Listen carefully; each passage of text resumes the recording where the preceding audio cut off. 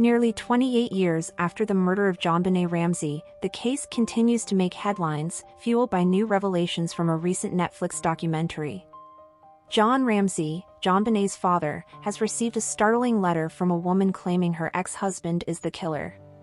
Speaking to the Daily Mail, Jon revealed he promptly acted on the tip but has yet to receive a response from the sender.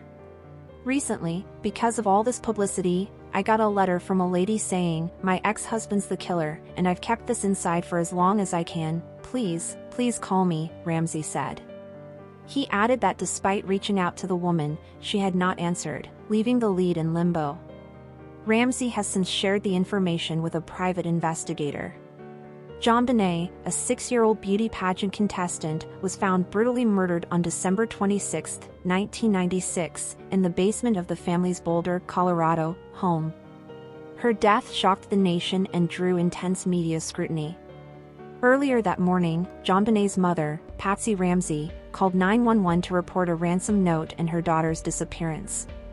Although police quickly responded, it was Jon himself who later discovered JonBenet's body during a search of their home. The investigation became mired in controversy, with suspicion initially falling on the Ramsey family. Public opinion turned against them, despite the Boulder district attorney officially clearing Jon, Patsy, and their son Burke in 2008.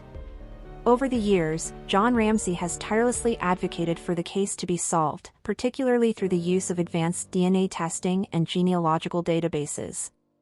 His efforts have been inspired by breakthroughs in other cold cases, such as the identification of the Golden State Killer in 2018. Ramsey, now 81, says solving the case is about clearing his family's name and providing closure for future generations. "It's not going to change my life at this point, but it will change my children's and grandchildren's lives. They need to have this cloud removed," he said. The Netflix documentary, Cold Case, Who Killed JonBenet Ramsey, has reignited interest in the case by highlighting how misinformation and mishandling by law enforcement and the media fueled decades of uncertainty. The series has remained one of the platform's top 10 most viewed programs, drawing new attention to the unresolved crime. Despite the potential lead from the woman's letter, Jon Ramsey remains cautious, having faced numerous dead ends over the years. One of the most infamous examples was John Mark Carr, who confessed to the murder in lengthy conversations with a university professor. Carr was extradited from Thailand to Colorado, but DNA evidence did not match, and his alibi placed him in Georgia at the time of the crime. Other false confessions have also plagued the case, including one from a man using the alias David Cooper, who claimed to be a hired killer.